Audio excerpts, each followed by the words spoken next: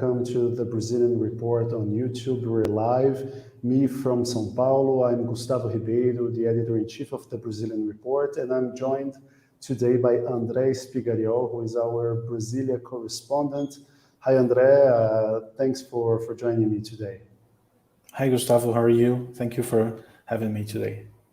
I'm good, thanks. So today we're going to talk about one often overlooked but heavily important moment in a presidential campaign, which is the effort to find a running mate. And now we're going to concentrate on the two main contenders in the Brazilian 2022 election, President Jair Bolsonaro, who will stand for re-election in October, and former President Luiz Inácio Lula da Silva, who will try to win back the presidency for a third term. He was the president between 2003 and 2010. So we're going to start with the incumbent, Jair Bolsonaro. André, Bolsonaro would be the fourth incumbent to stand for re-election. We had Fernando Henrique Cardoso in 1998, Lula in 2006, and Dilma Rousseff in 2014, all of whom ran with the same running mates they had in their first successful campaign. Now, this will not be the case with Jair Bolsonaro. He has already made clear that Hamilton Mourn, an army general who was his running mate in 2018, will not be on the same ticket as he will in October. So why is that?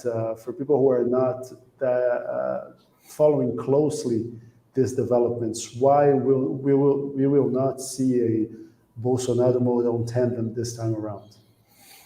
Well, President Jair Bolsonaro often refers to Hamilton Mourn as someone who disturbs his government. He speaks like that openly, not behind closed doors, but often with some supporters, often with other politicians. He refers to Hamilton Mourn as someone who disturbs his government, and that's because Hamilton Mourn is not a yes man guy. He's a guy with strong opinions, with opinions on how the government should proceed with some policies, how the government should not proceed. And Jair Bolsonaro doesn't like that. He likes that his subordinates to be yes men. So if you look after all of his ministers, everyone is a yes man. So they all agree with Jair Bolsonaro, and that's not the case for Hamilton Mourn. He has opinions, he has policies that he wants to push forward, and sometimes that, according to Jair Bolsonaro,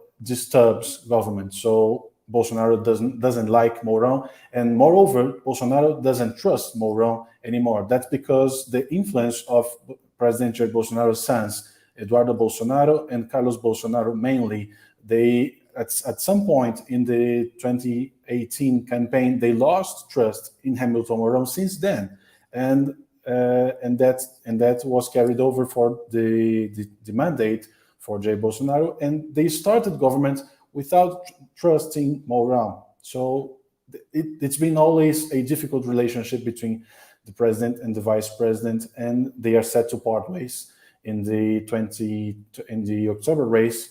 And Hamilton Mourn is likely to run for Senate in Rio de Janeiro, but that's a difficult equation because Bolsonaro is winking to Mourn, saying that he'd support Mourn in the Rio de Janeiro race for the Senate, but his party already has one senator that is incumbent and running for re-election, that is former soccer player Romário de Souza Faria. Romário, a successful soccer player, but also a successful senator. 1994 World Cup title. Yes. Who may say did more for Brazil than many of his peers. Yes, and Mr. Romário is from the Liberal Party, that is from Jair Bolsonaro's party. Still, Mr. Bolsonaro has been saying behind back doors that Romário is not a server of God. So he's like trying to undermine Mr. Romário's candidacy. So Mr. Romário maybe could run for I don't know, the lower house, or maybe join some candidacy for as a running mate in the gubernatorial election. That is an open field yet. But Mr. Hamilton Mourn would like to run for the Senate with Jair Bolsonaro's support in Rio de Janeiro. That's because Hamilton Mourn has been quite quiet in the past few months. He's not. He used to have strong opinions and speak every day with the press. And recently, he's much more quiet and much more discreet than he used to be in the beginning of the past year. So that's why they reached an agreement in which Jair Bolsonaro would support Mourn for the Senate race in Rio de Janeiro, but that equation it's yet to solve.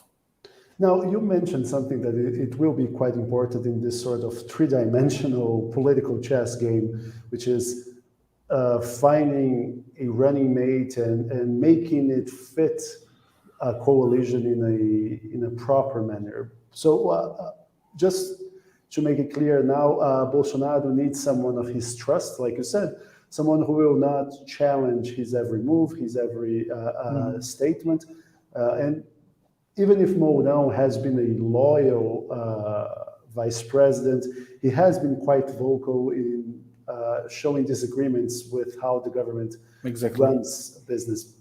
So Bolsonaro has to find someone he trusts. It has to be someone who fits the coalition he's trying to build, because the vice presidency is a well-coveted position by political parties, because it comes with power. You have the presidency here, and you have the just-in-case position if anything happens with the president. And God knows in Brazil, something often happens, because we had 38 presidents, almost 8 or 7 took office after being elected vice president due to deaths or impeachment or resignation. Yes.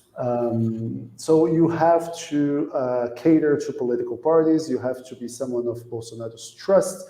Is there any other pieces to that equation that Bolsonaro will have to take into account when choosing his running mate? He said it will be a personal choice, not a choice of a group. Yes, Mr. Bolsonaro's coalition has been very vocal about finding a running mate that is supplemental to Mr. Bolsonaro already won votes. So Mr. Bolsonaro has strong support from right-wing, mainly male voters, and strong support within military, for example. He needs someone in Brazil's center-south, in the central and southern regions. Mr. Bolsonaro needs a running mate from the north or the northeast, where Lula da Silva is much more successful than Mr. Bolsonaro is right now, according to polls. So, for example, Teresa Cristina, she is the agriculture minister, and she's a woman, and she's very well regarded in Mr. Bolsonaro's coalition, especially from Valdemar Costa Neto, the chairman of the Liberal Party. So she would be a good running mate, according to senior congressmen, senior lawmakers in Mr. Bolsonaro's coalition. But sorry to barge in, but one thing, and you wrote a piece on the Brazilian report about Bolsonaro's quest and about how he has been difficult. I'm sorry to interrupt, but my point is that Mr. Bolsonaro's advisors claim that the running mate needs to be someone that could bring more votes than the ones he already has. So that's the main point for bringing Ms. Cristina for the discussion, for example. Yes, and there's another problem with Teresa Cristina, which is something you wrote on the Brazilian report about Bolsonaro's reluctance to have someone that is part of the big center, which is a coalition of mildly conservative parties, which are rentist parties. They will lend their support to the government du jour, depending on the right amount of pork, basically. Yes. And why is that? Why, even if Bolsonaro has trusted his government to the big center. He doesn't want the big center on his ticket. Well, because he like learned from the past. What happened in Dilma's government? She had a big center vice president, Mr. Michel Temer, who finally conspired against her government and campaigned for the impeachment. So he's very cautious about being impeached, including if he has delivered all of the power to the big center. He still is very fearful of being impeached by the big center. So he's very resistant for catering to big centers' aspirations for a vice president. So in the case of Miss Cristina, for example, there's another factor that is her party, União Brasil, or Democratas, which is a party that is not formally part of the government's coalition, and is very used to betray fourth in Congress. So he wouldn't trust Democratas or União Brasil, Brazil Union, or Democrats to his vice presidential ticket. But, for example, Minister Fábio Faria, Communications Minister Fábio Faria, is someone Mr. Bolsonaro trusts, and is someone from PP, the Progressives Party, which is a party that is part of Mr. Bolsonaro's stronghold in Congress, and is someone Mr. Bolsonaro proposed to his chief of staff, Ciro Nogueira, who happens to be also the main leader of Progressives, and is someone who could solve many equations in the dispute, because he also is running for Senate in his home state of Rio Grande do Norte. If he is not the vice president, he is not in the vice presidential ticket. So is running for vice president. So is running for Senate, for the Senate in Rio Grande do Norte. Regional Development Minister Rogério Marinho. So if Mr. Faria comes to the presidential ticket, that solves the equation in the Northeast. That solves the equation with Rio Grande do Norte, because Minister Rogério Marinho is from President Bolsonaro's party, the Liberal Party. So that would solve this equation, because you address Marinho, you address Faria, and you address the progressives. The main problem, make everyone happy. Yes, but it wouldn't make happy the Republicans, the another stronghold party that is part of Mr. Bolsonaro's coalition in Congress, and it's a party linked to the Universal Church, an evangelical neo-Pentecostal church in Brazil, which happens to be also the political arm of Record TV, a large media group. And the problem is Mr. Faria is related to Silvio Santos. He's married to Silvio Santos' daughter, and Silvio Santos is a media mogul for SBT, another media group. So the equation solves, but not.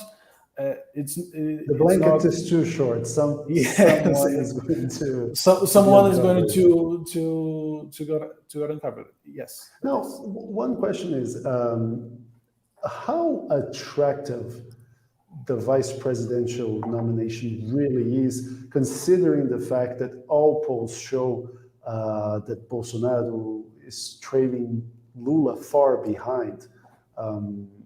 I mean, even if we at the Brazilian Report, we expect the race to be much tighter than polls indicate today, it's still an uphill battle for Bolsonaro. So, for instance, for someone like Fábio Faria, who is an ambitious young politician, wouldn't it make more sense for him to focus on his own race for Congress instead of trying to get the VP nomination?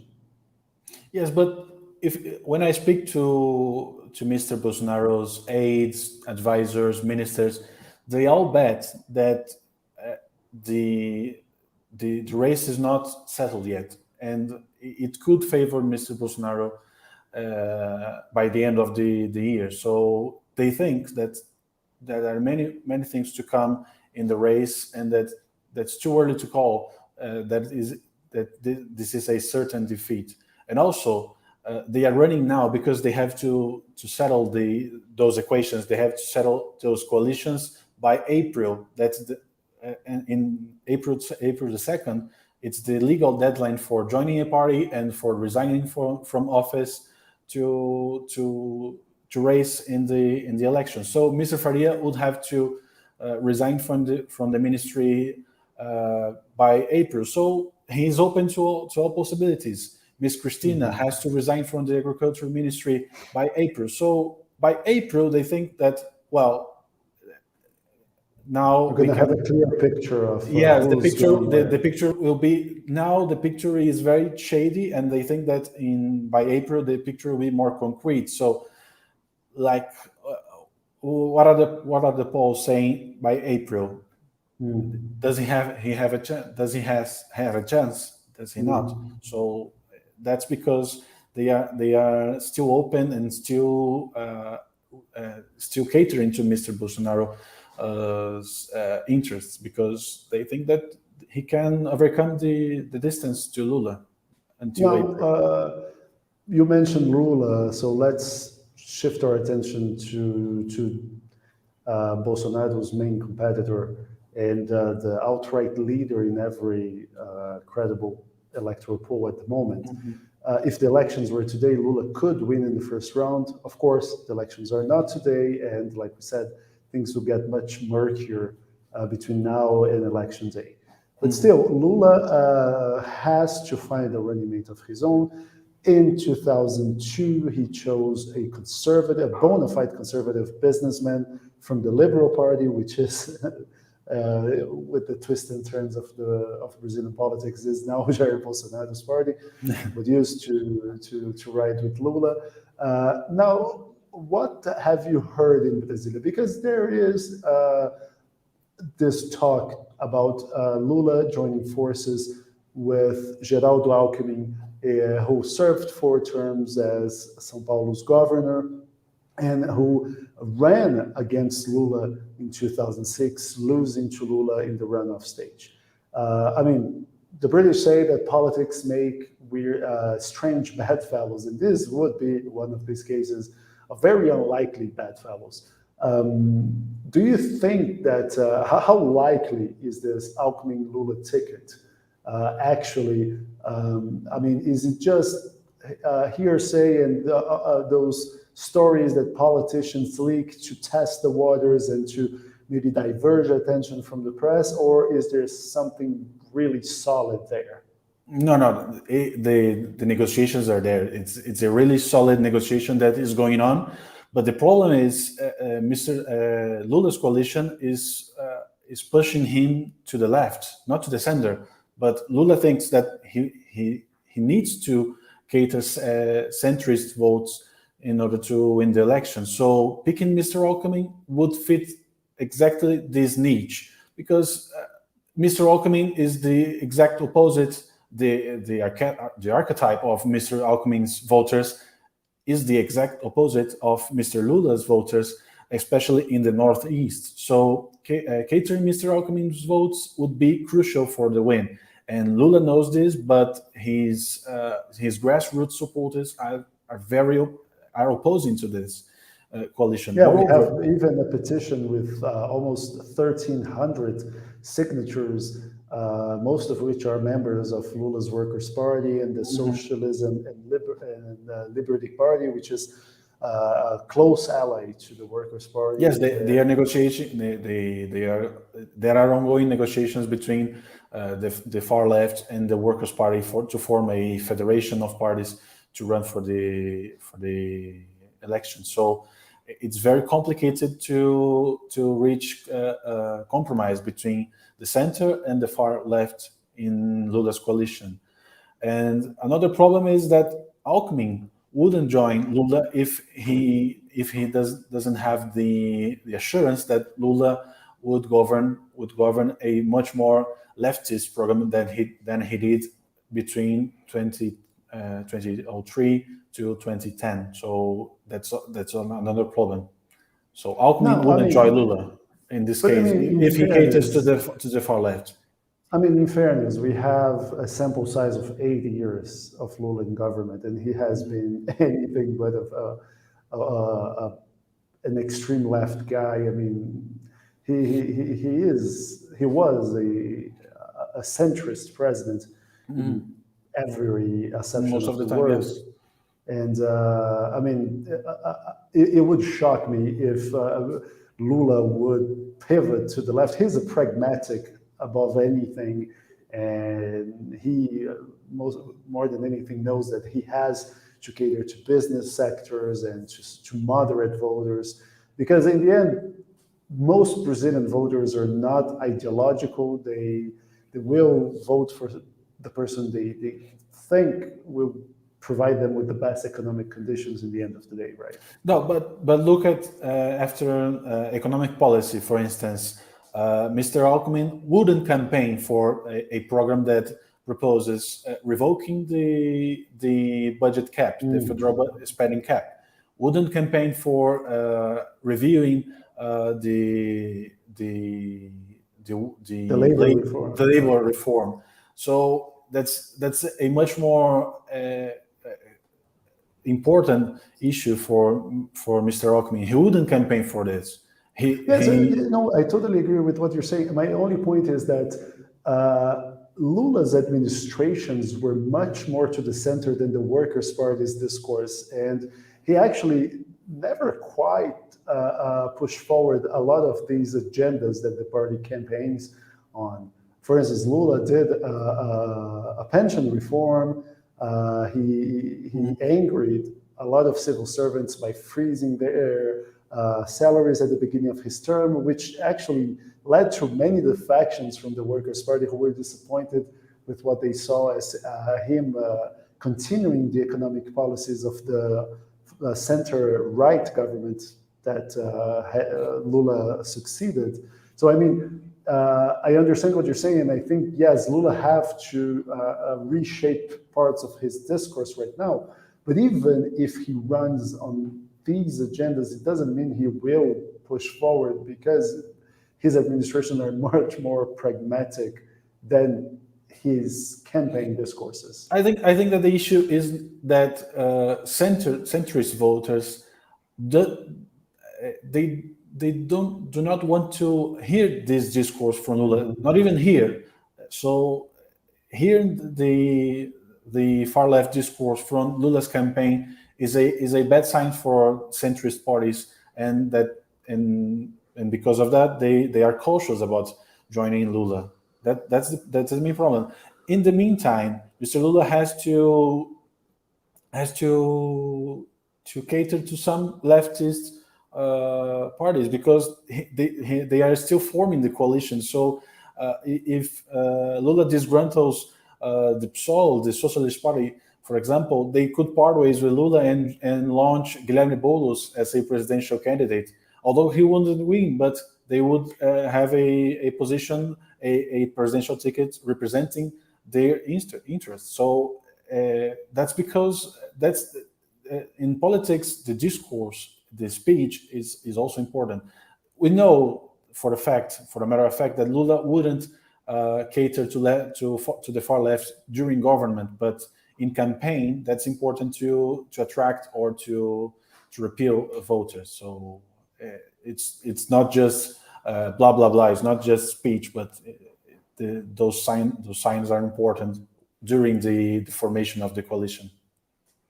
Right, and like you said, the picture is going to be much more clear by April. So by April, yeah, we'll revisit this issue in April, when we will have a more clear image of who is, how parties and how candidates are dealing with their vice presidential issues. So, André, thank you very much. This was very interesting. And in the meantime, I know you keeping close tabs on this. And for people who are watching us, please go to the Brazilian Report. It's Brazilian.report, and subscribe If you're already a subscriber, buy us a coffee. You can go to buymeacoffee.com/Brazilian Report.